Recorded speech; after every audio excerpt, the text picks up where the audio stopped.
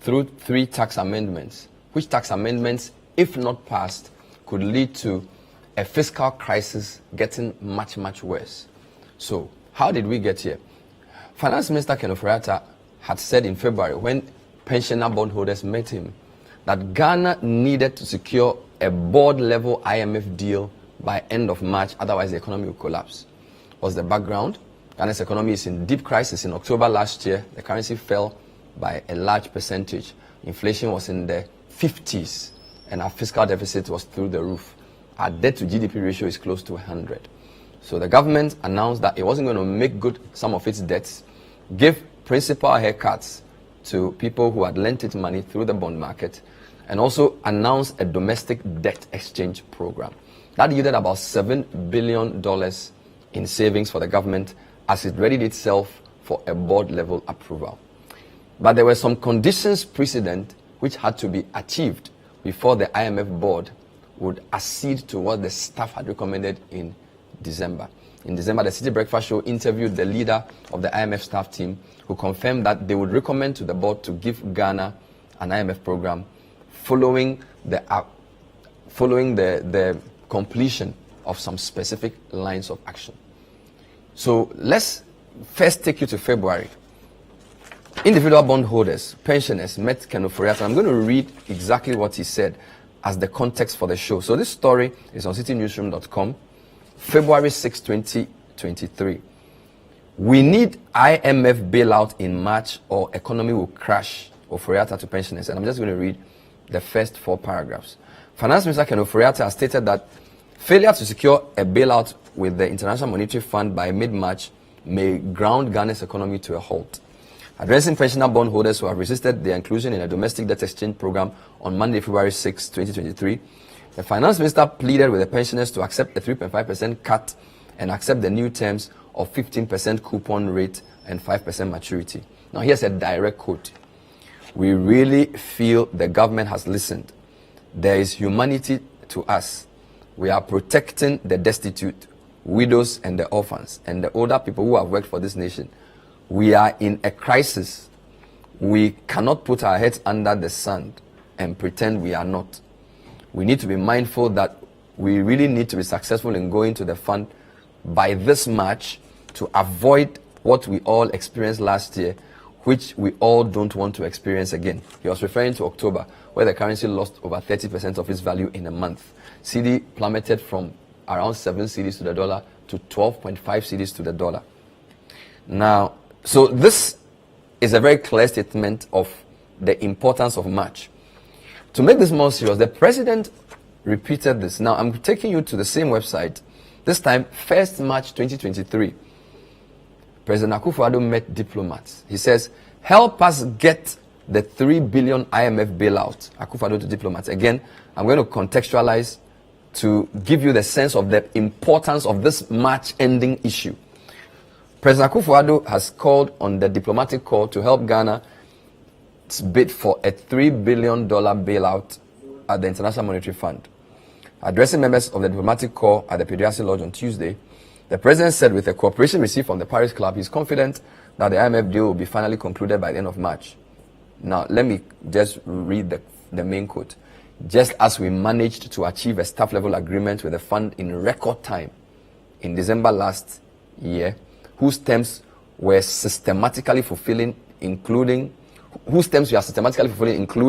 the difficult but ultimately highly successful process of domestic debt exchange program, I am confident that with the cooperation we have received from members of the Paris Club and the People's Republic of China, which sent a delegation from China's Exim Bank to Accra over the weekend to meet officials at the Ministry of Finance, we shall be able to go to the board of the fund to conclude finally the agreement by the end of March. This was 1st March. Today is 29th March. When the IMF met last week, about 9-10 days ago, Ghana was not on the agenda. When the board met, Ghana was not on the agenda. So, both the finance minister and the president have been proved wrong. What happened? Let's put it in context. Ghana is not the only country looking for IMF relief. Let me show you first exhibit. Sri Lanka. Last year, Sri Lanka had a major economic crisis. They had food shortages. They had very high. They have the highest inflation in South Asia. They eroded all their reserves. There were street protests. They kicked out their prime minister. Did all kinds of very, very interesting things. After 6 months, Sri Lanka managed to get an IMF program worth $3 billion, exactly the amount Ghana needs. Now, what is even interesting is that Sri Lanka managed to secure this IMF deal before a debt restructuring. Now, Sri Lanka's debt, their local currency debt or their domestic debt, when you put it in foreign, the amount of money they owe is about $38 billion. That's about 58% of their GDP.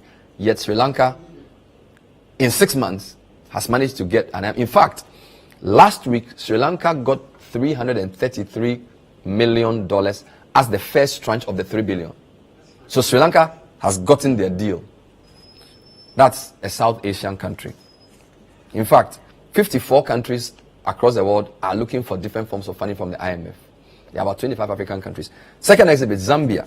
So while Sri Lanka has successfully concluded board approval for $3 billion, Ghana has not. They did theirs in 6 months. Zambia, very similar to Ghana, but in different ways. So Ghana is largely gold, cocoa, and oil. Zambia is mainly copper. Ghana is 30 million. Zambia is 20 million. Both relatively stable democracies. Zambia has been looking for an IMF deal for the past 2.5 years. Almost 3 years. They've not managed to get it. Right? Zambia defaulted on its debts in 2020, mid to end in 2020. They still don't have a deal. The IMF is frustrated that they've not been able to get a deal. Why? Because they will need the Chinese to agree. A lot of Zambia's bilateral debt is to China. They are calling on, in fact, just yesterday, the Zambian president wrote an opinion piece which is making it on all the international portals.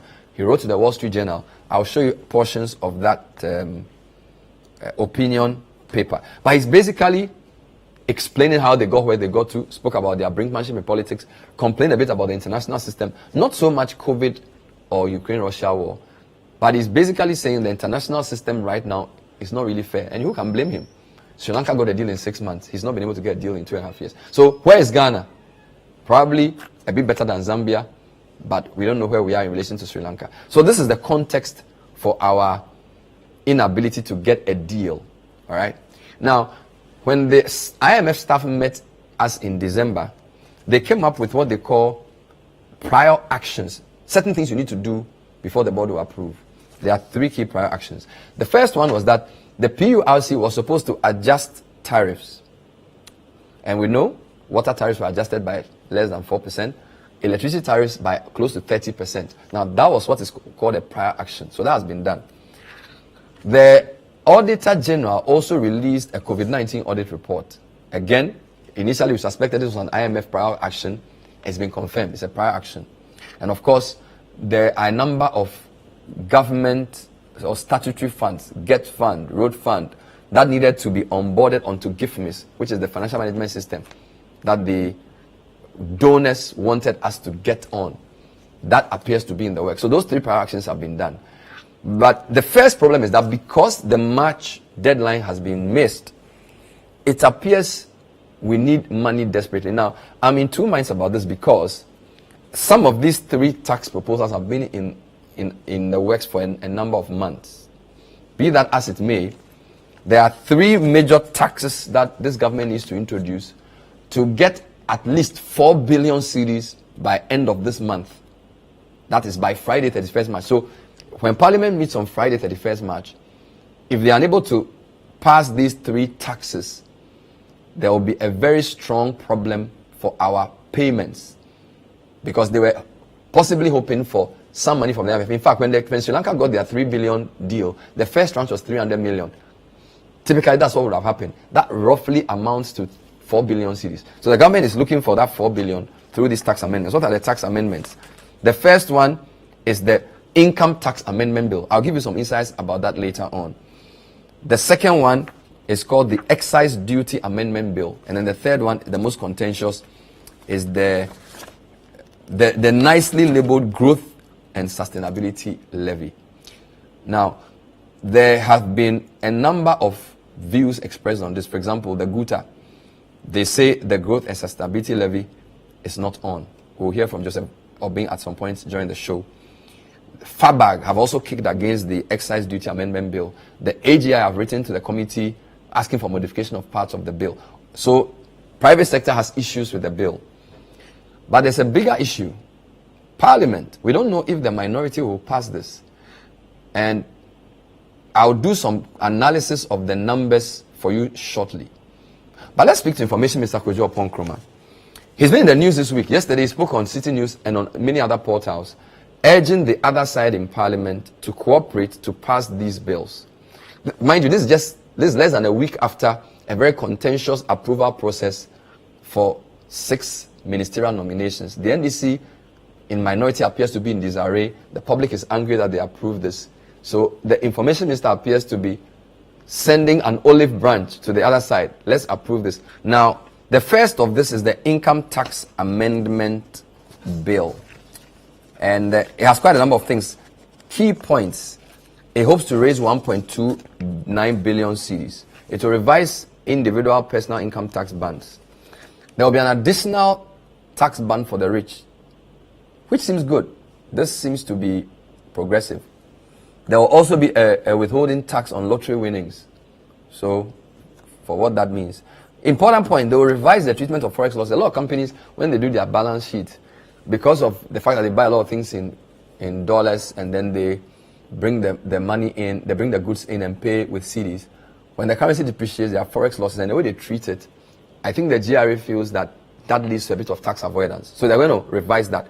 All of these plus other adjustments based on the minimum wage, the government hopes to raise close to 1.3 billion cedis, all right, from that.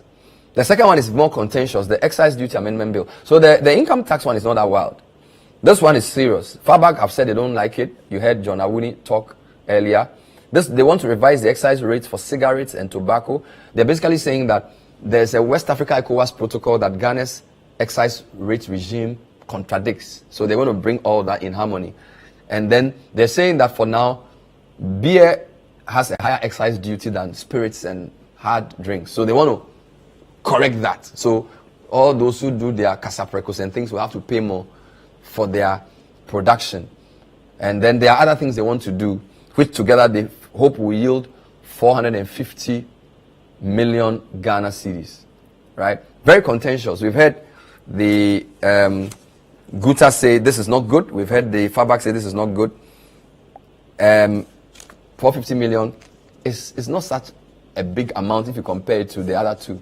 Be that as it may, this has faced some position. The worst of all, in my view, is this one.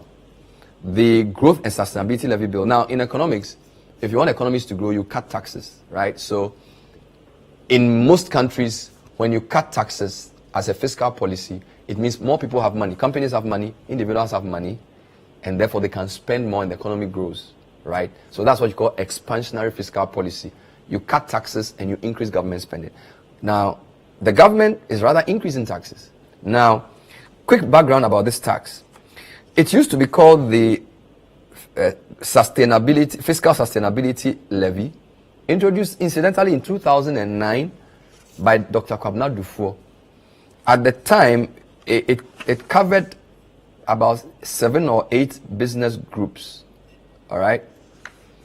But now, the proposed amendment to increase the number of businesses from 9 to 15. Now, this is a 5% of profit before tax. So, under the Dufour arrangement, banks, non-banking financial institutions, insurance companies, telcos, breweries, valuation companies, and some mining service providers were paying the tax.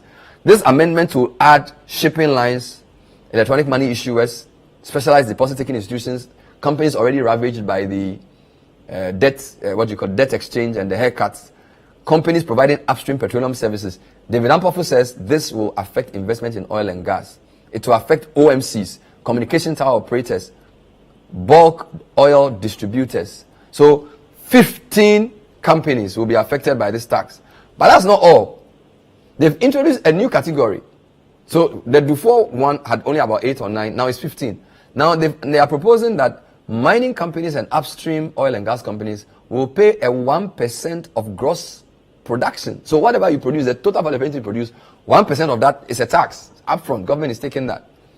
Now, again, that's not the West. The West is now, there's a new category, category C.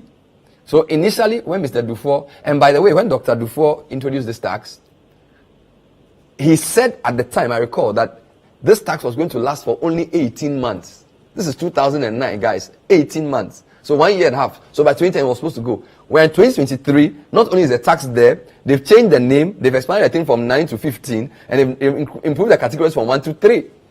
Now, category C is all other companies not captured under category 1 or 2. Can you imagine? From radio stations to hotels to travel and tour companies, all of us are paying 2.5% of profit before tax. That is incredible, right? I mean, companies are already reeling under all kinds of taxes. The VAT rate effectively is over 20%. There's 15, but you effectively pay over 20%. There are all kinds of taxes. Government is adding a 2.5% tax before profit. Serious. So these are the three big major components of this tax. So put together, there's been a lot of opposition to this. The background is that Ghana failed to get board approval for IMF deal end of March, although the finance minister and the president were hoping for this. The government is looking for 4 billion cedis to plug the hole. But the question is, will those 3 bills pass? If they don't, what happens? We're doing more analysis when we come back. Stay with us.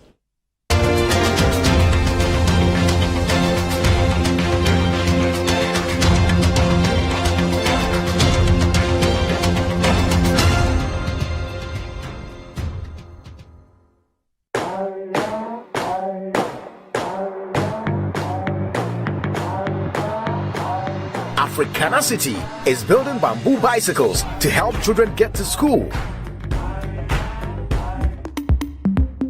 Pepsodent introduces charcoal and lemon essence. The unique combination of natural essences whitens teeth naturally for you and family because every smile matters. New Pepsodent Herbal. Introducing a unique combination of herbal extracts in an antibacterial toothpaste for strong teeth and healthy gums that protects your family and you. Every smile matters. Haven't you heard? EGL's Ramadan Easter promotion. Electroland Ghana Limited is offering you quality products from Samsung, Toshiba, Nasco, and Media. Choose your choice. Media AC, Samsung AC, Nasco AC. With 229 Ghana cedis, get yourself a Nasco gas stove. Buy one, get one free. So stocks last. With 1,099 Ghana cedis, a Nasco television is yours. Grab your TV ranging from 32 inches, 40 inches to 98 inches. I tell you. Simply put it, all types of refrigerators and washing machines, microwaves and sound bars are available this Easter and Ramadan. Electroland Ghana Limited Easter promotion. Don't let this opportunity pass you by.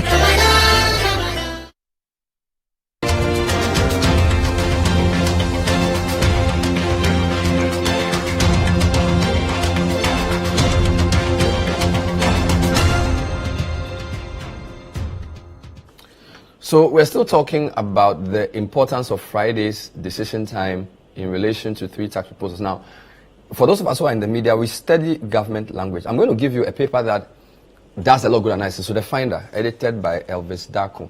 Now, watch the Finder's headlines from last week as they built up to today. So today's headline had the governor of the central bank saying that these 3 tax proposals need to go through, otherwise we are dead, right? So this is today's headline. Dr. Addison asks MPs to prioritize revenue bills to ease economic crisis as zero financing of budget sets in. I'm just going to read a couple of paragraphs to give you some context. Governor of the Bank of Ghana, Dr. Ernest Addison, has appealed to Parliament to pass the outstanding revenue mobilization bills before adjourning sittings Senate Day this Friday. According to him, the passage of these relevant revenue bills will conclude the required prior actions agreed in the staff level agreement to advance Ghana's $3 billion program to the IMF Executive Board for the country to ease its current economic challenges. Then the story now talks about how much money we're going to earn. Now, this is Wednesday, March 29. Now, even prior to this, there's been a build-up to this type of story. So, for example, a few days before that, if you check out the front page of the final, in fact, on the 23rd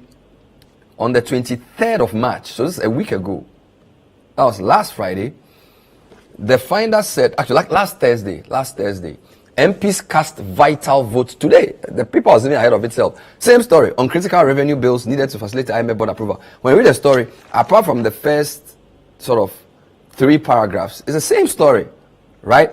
This time they use the finance minister's angle. The graphic the day before did the same story, that MPs needed to vote on this to facilitate IMF board approval, right? So this is 23rd March. Then there have been similar stories all around the need to shore up Ghana in terms of IMF approval. For example, on the a day or so after that, all right, a day or so after that, IMF tells external creditors to support Ghana. Front page, government hopeful of securing financing assurances soon. And then they had the director of communication of the IMF making a claim, same paper. So they've been consistent. Next day, China offers Ghana hope. Page 2 says it attaches great importance to resolving Ghana's debt crisis. Right? So there's been a number of stories all along this area. Look at the next one. US to engage Ghana's creditors to push for debt reduction. Kamala Harris. So IMF is saying, help Ghana. US says, help Ghana. Now China, Kenneth Furata was in China last week. I think he's still there. Debt servicing relief. China pledges to support Ghana. Second story, we've taken positive talks with China over $1.7 million debt. Why is China complicated? One of the reasons why Zambia hasn't had a deal is that a lot of their bilateral debt is from the Chinese. And the Chinese say, we don't want to use the Paris Club. The French, the British, the Americans, they are from the West. They have their own ideas. We have different ideas about the way the world is run. We and the Russians. So you will not be railroaded to any IMF process. So you have to come to China. And a lot of African countries have gone to China, as has Ghana. A lot of our bilateral external debt is owed to China, similar to Zambia. So between Sri Lanka that had a deal in 6 months and Ghana Zambia that didn't have a deal, they still don't have a deal. President is now writing to newspapers saying, Charlie, can you help us? Ghana is much closer to Zambia than we are to China. Although I feel Ghana will get a deal earlier than Zambia. The issue though is that we are very similar to Zambia in the exposure to China. So the finance minister had to go to China, and the Chinese are saying, and when you read that story that they wrote, you don't really get a sense of Chinese saying we are going to give you the deal. Because China says, if you are going to ask me to forgive you debts, bring in IMF debt too. IMF too should also forgive. World Bank should also forgive. Right? They don't want, and the Western people to say, we won't give you a deal if China doesn't agree. Because you owe China. So the German ambassador said, if Ghana doesn't get cooperation from the Chinese, that they will forgive us the debt we owe, we won't get a deal from the West. The Chinese to say, we won't give you a deal until the West brings in all other loans like the IMF and the World Bank loan. So Ghana is in the middle. Okay?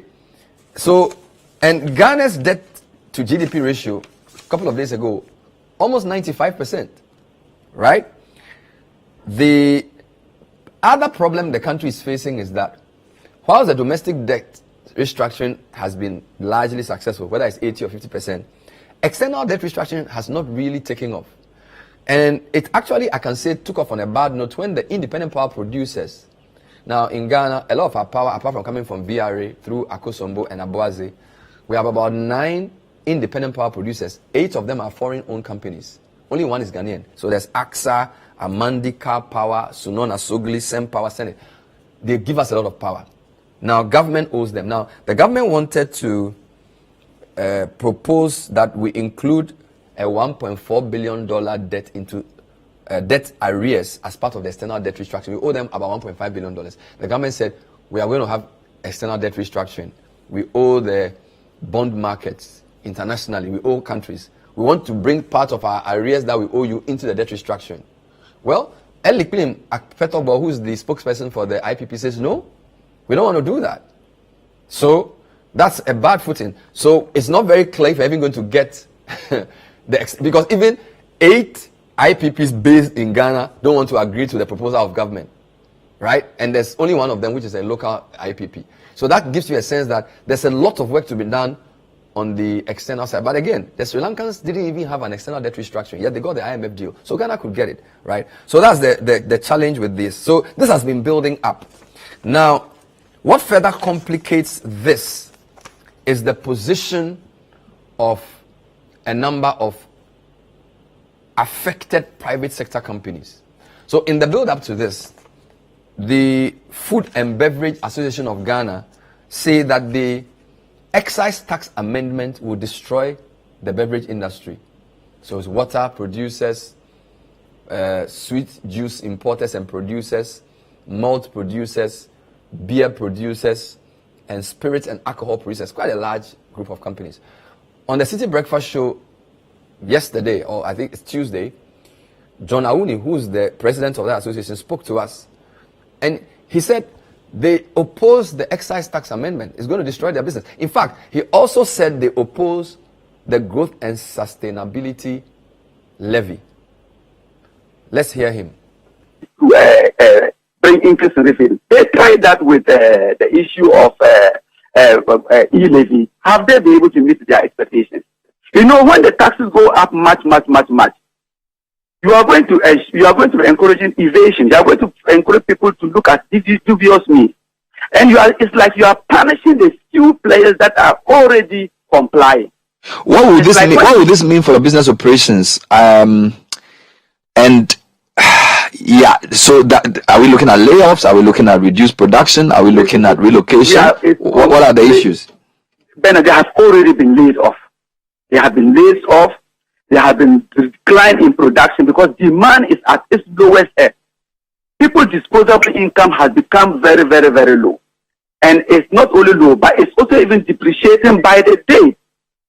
You go into the market, prices sometimes increase even by the hours. And I'm telling you of things that I have right on the ground.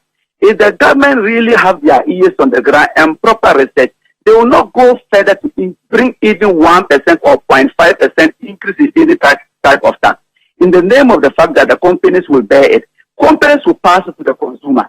Consumer disposable income is very low. So how can they afford? So it shoots back to the fact that the companies cannot even meet their budget target or their sales target. So clearly what we are looking at, Bernard, is that let the government ensure that people who are outside the tax bracket. I have gone to buy goods so many times worth 20,000, 30,000 without a receipt. Yet you walk into a shop and buy even water 5 cedis, and they are asking you to pay various types of taxes. Why wouldn't the GRA, why wouldn't the government push out people all over? Just as they did for, they've done ECGs going around. Let them go around all over and ensure that the marginal market, the agro-produce market, the Okanshi market, all over the country, people, once you are in the shop and you are selling, you must have a GST receipt there. You go and buy plumbing materials worth 100,000 cedis, nobody will give you a receipt. Yeah, you go into a hotel with a room worth 100 cedis, then they are asking you to pay tourism levy, they are asking you to pay VAT, get pay, get fund, and all those kind of things. I don't think that's been fair to the few players that are complying.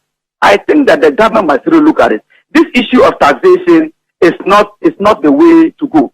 We were told that they were coming in to move from taxation to production. This is not the way to go. And this has not been the issue, particularly with this government. It has been an issue with all other governments. And we have always said that taxation will not lead us anywhere. Few people, it's like Bernard today. If you put yourself in or go and open a barbering shop, a very nice barbering shop, they will come at you. All the government agencies start coming at you. But if you go and open like some kiosk, nobody will mind. No.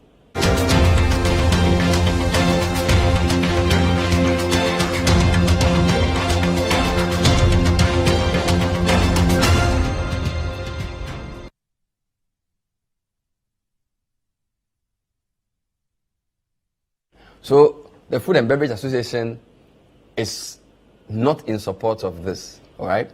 Now, why are these things important? As I've already said, the minorities' image in the public has been dented by the approval of the 6 MPP ministers. Now, already a number of private sector groups have said they don't support these taxes. On the same show, we spoke to Dr. Joseph Obeng, Dr. Obey is the president of GUTA, which is the largest, in my view, private sector business group. Spare parts dealers, all kinds of importers. Joseph Obey's group is very powerful. Aboso Kansiame magazine, all those places. In fact, he said, he described the tax proposals as killer taxes. And he says the MPs don't represent themselves and that the MPs should listen to them and reject this. So, we don't have the money from IMF, we look for 4 billion. GUTA says, Mbaso, listen to Dr. Joseph Obey. The growth and sustainability tax, for instance, is going to be paid by these banks 5% on their gross. Shipping lines, insurance companies, communication industries, and all that. And these companies are not going to absorb these taxes, they are going to pass it on to us. What it means is that we are going to pay multiple of taxes and add it up to the cost of doing business, which is already high.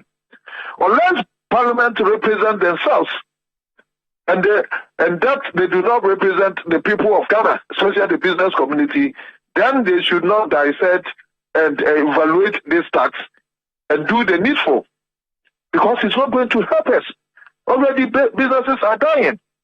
Now government itself wants to ensure on local productivity. How do you ensure local productivity, the growth of local production, when we have these killer taxes? When we have interest rates going beyond, only yesterday interest rates have gone past the monetary policy rate at 29%. It means that the lending, commercial lending rate is going to go around 41%. And how are businesses going to thrive with these taxes? Because we are not competitive even in the sub-region.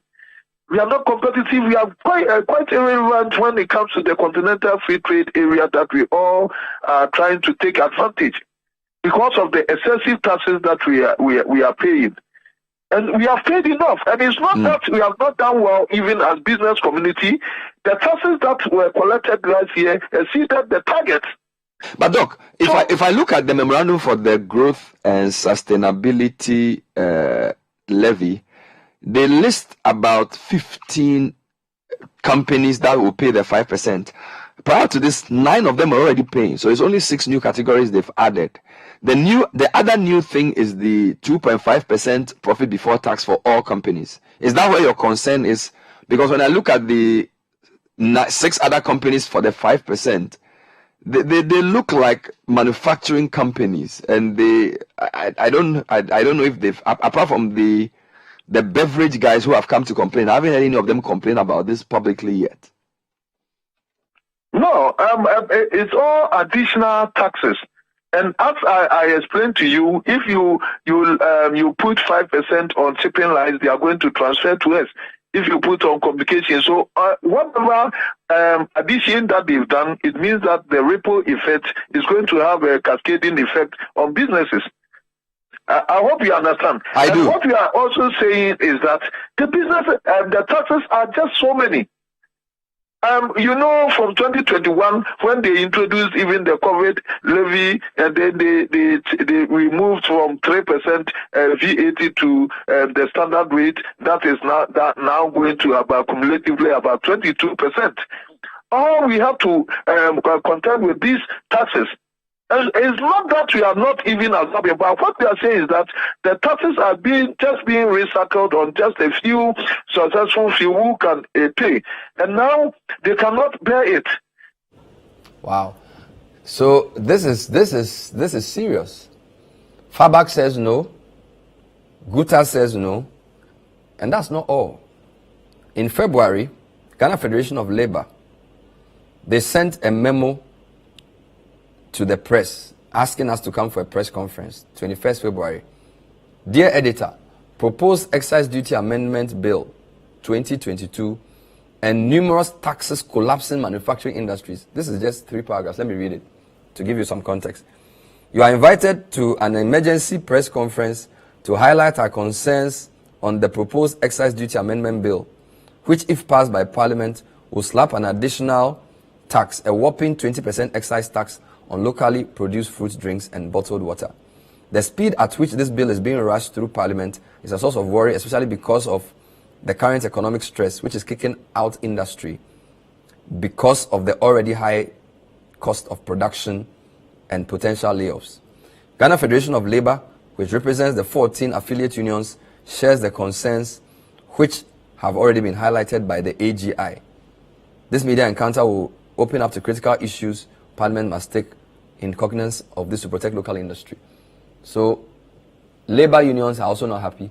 And then, as hinted, the AGI sent us a 7-page memo they sent to the Finance Committee asking them to change aspects of the tax. So, the government is hot.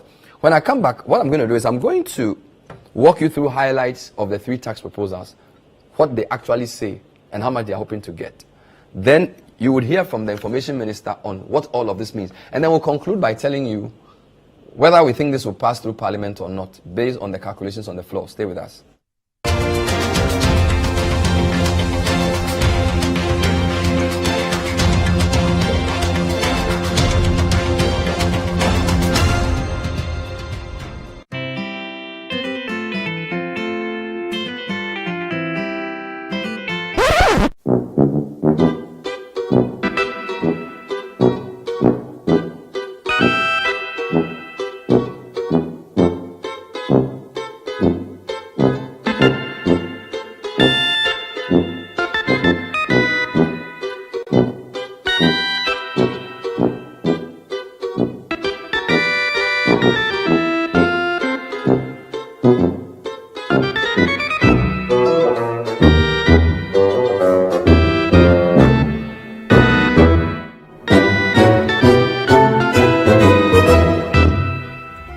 Creamy Plus is a fully skimmed evaporated milk. Creamy Plus is available in a shop near you. This message has been vetted and approved by the FDA. Finally, anyone can become a household. Oh, wow. Yeah. Hugo Flip, a real estate gaming platform that allows you to play and stand a chance of winning a house or cash or consolidated prizes, such as savings towards a house. Simple and easy to play. Visit www.ugoflip.com. Buy a ticket to enter the game. Wait for the end of the game to enjoy the win. Anyone can win. Flip it or own it. This advertisement has been vetted and approved by the Gaming Commission of Ghana. Play responsibly, not for persons below 18 years, and gaming can be addictive.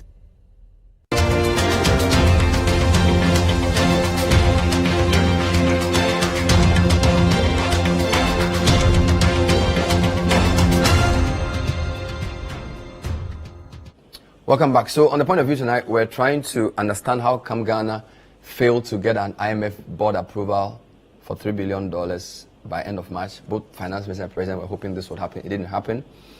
We're also trying to assess the importance of the 3 new tax proposals that government hopes will raise it 4 billion cedis starting end of March. Parliament meets on Friday, or they rise on Friday. And if they don't pass that, it's going to be a lot of challenges for the country. Honorable Kojo Ponkrumah, thank you for joining us. Good evening. Good evening, Bernard. How are you doing? I'm very well, thank you. I get the sense that Friday's vote, if it is going to be a vote at all, or decision on these 3 tax amendments, is probably more crucial than many Ghanaians think. It appears if this doesn't go through, the country is in deep, deep trouble. Is that the scenario government is working with?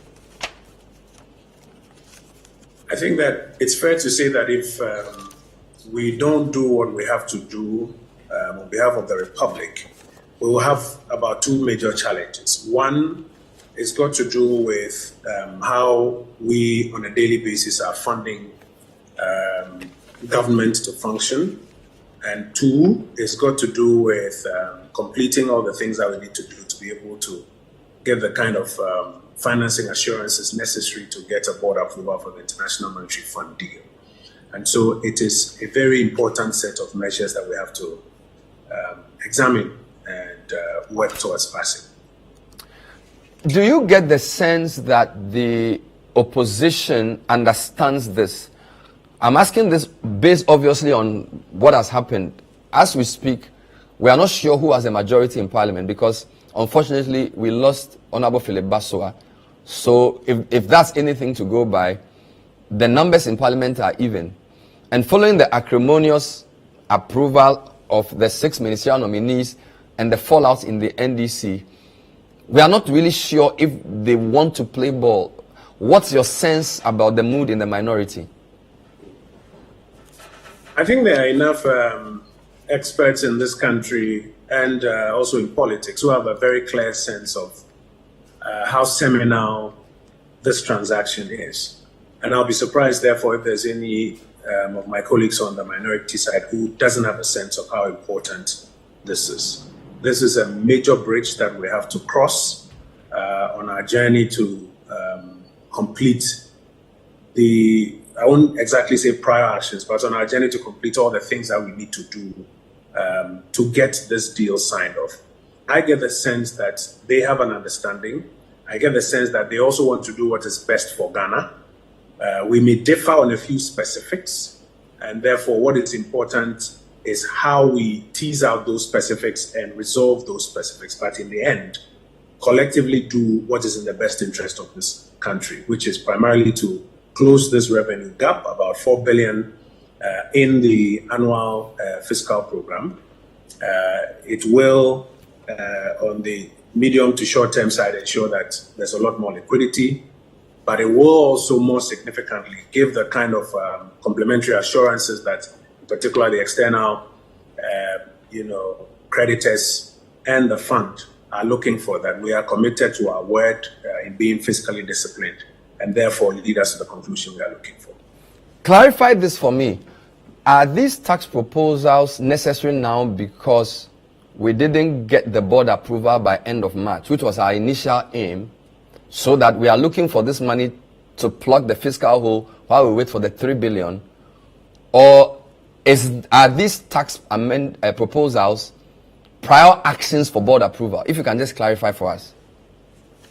So when I say prior actions, I will put them in a broad context and use the expression loosely. Remember, between July and November, when we negotiated with the fund, and I even think in one of my interviews I mentioned to you, there were a number of things that we agreed in principle with the fund, that these things must be done to put us in a position where we can even have a staff level agreement.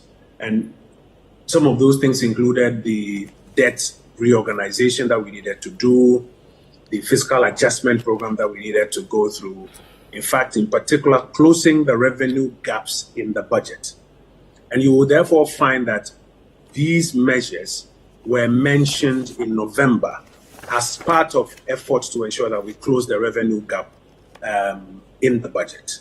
We have not gotten around to now passing the specific legislation, because when it comes to revenue, you first approve the policy in the general budget, and then you come with a specific revenue bills to the floor and have them passed. And that is where we are now. So it is part of the general framework of things that we need to do to be in line with what we had already discussed with the fund, that these are the things we'll do to bring our revenue position to a particular point. That is very separate also from what we agreed to do on the debt side and even on the expenditure side.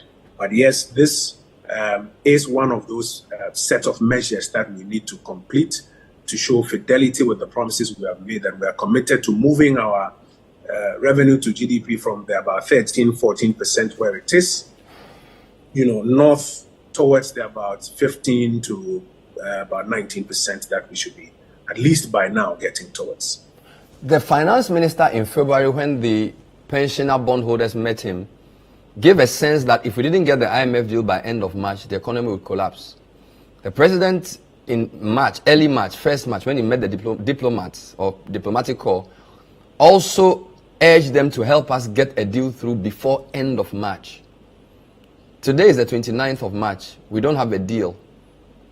Is the economy going to collapse? Bernard, we're not in a good place. We're not in a good place because we don't have access to the international capital markets. And for a country that until recently was having a balance of trade deficit and then significant balance of payment deficits, even if we've started in recent years until now having a balance of trade surplus, and even for that balance of trade surplus, not all of it necessarily translates into balance of payment positives. It means that if you don't have access to the international capital markets, then your access to hard currency to continuously service your import obligations is significantly threatened.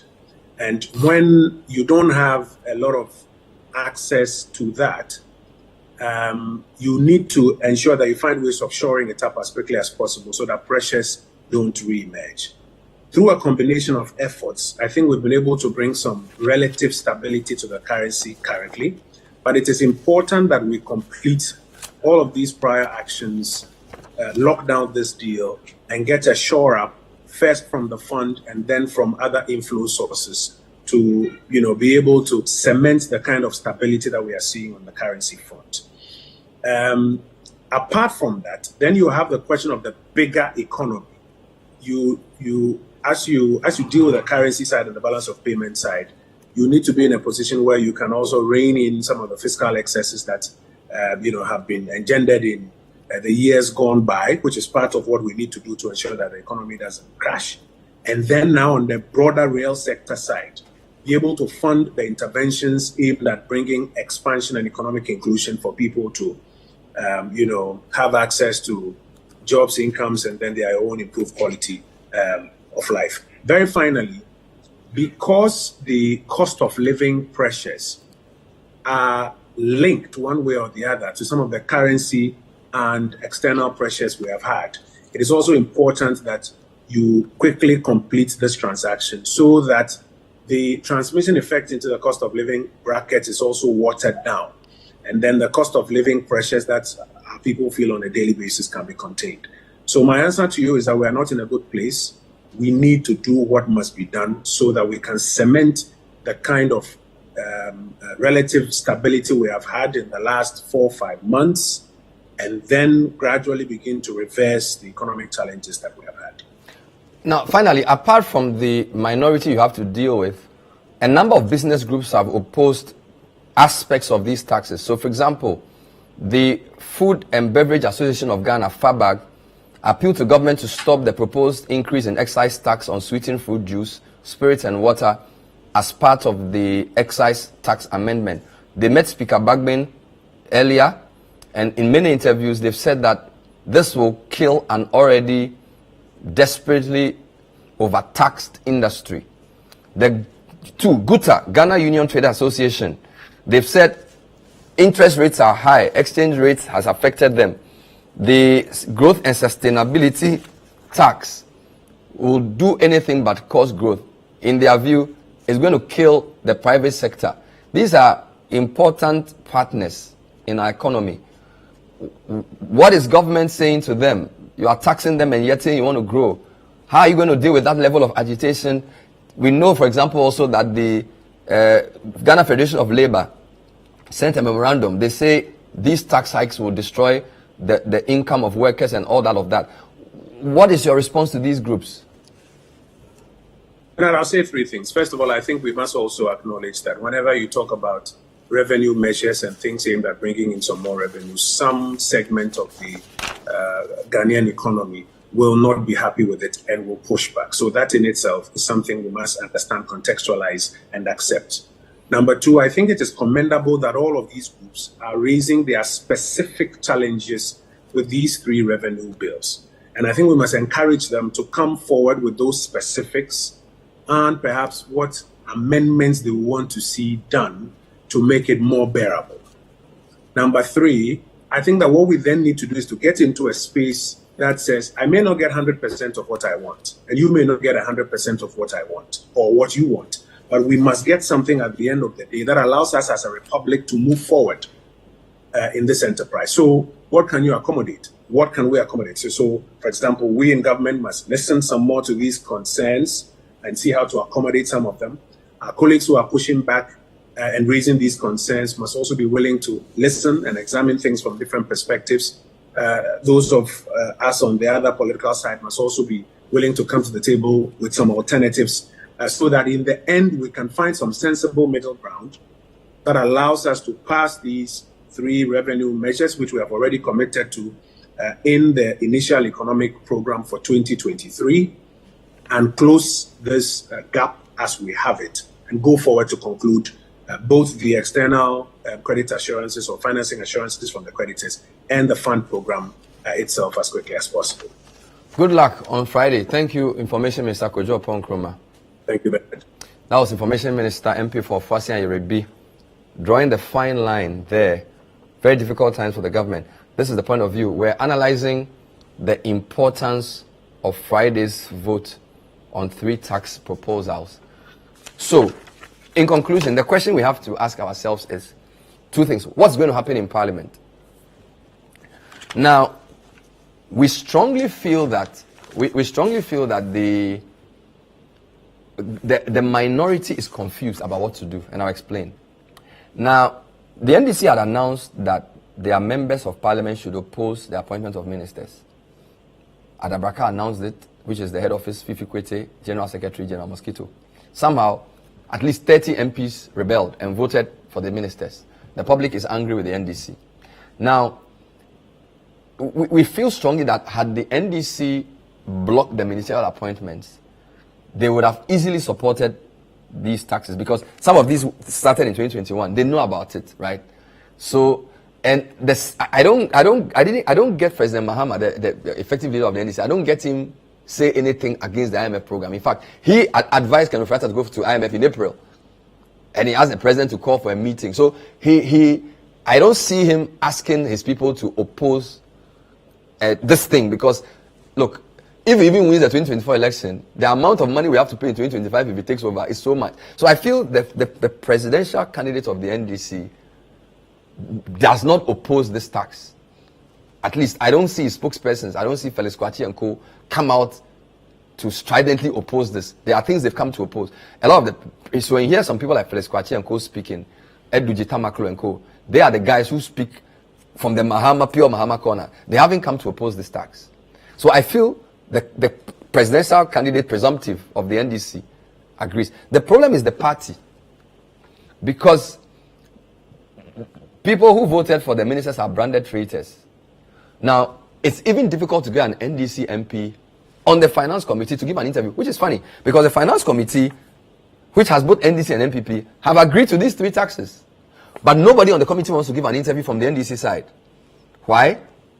They are afraid to be branded traitors.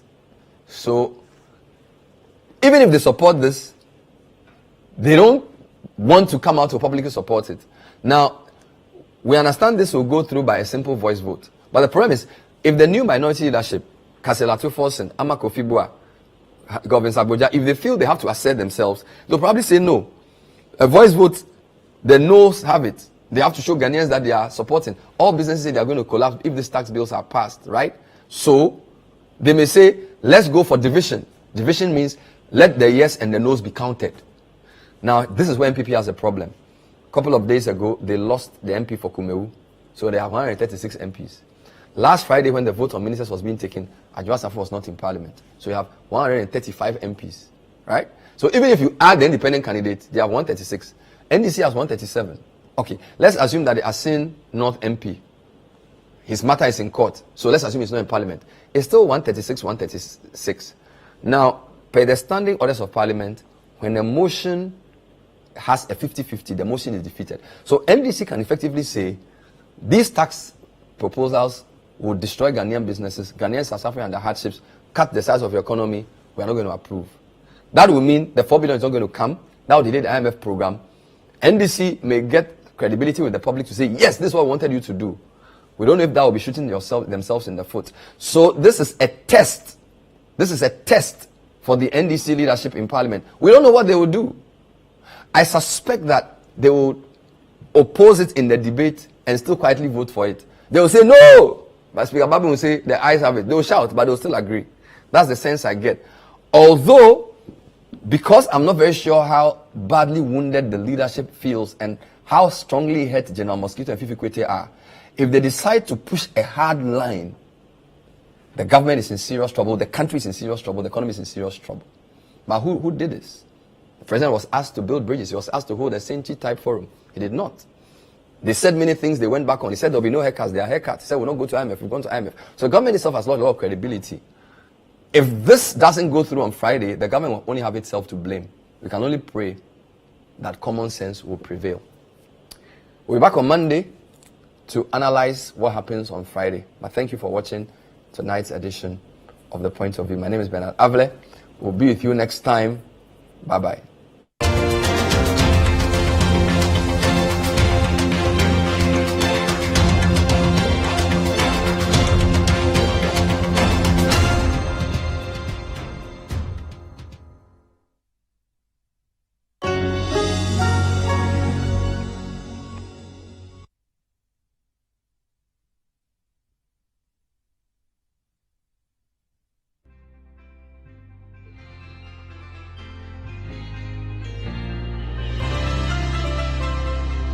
Now, in 1831, the Danish governor, on behalf of the Danish government, purchased the deed for a newly established plantation in the Kuapim range north of Accra, Bikuben, the Beehive. The Heritage Month on City is on.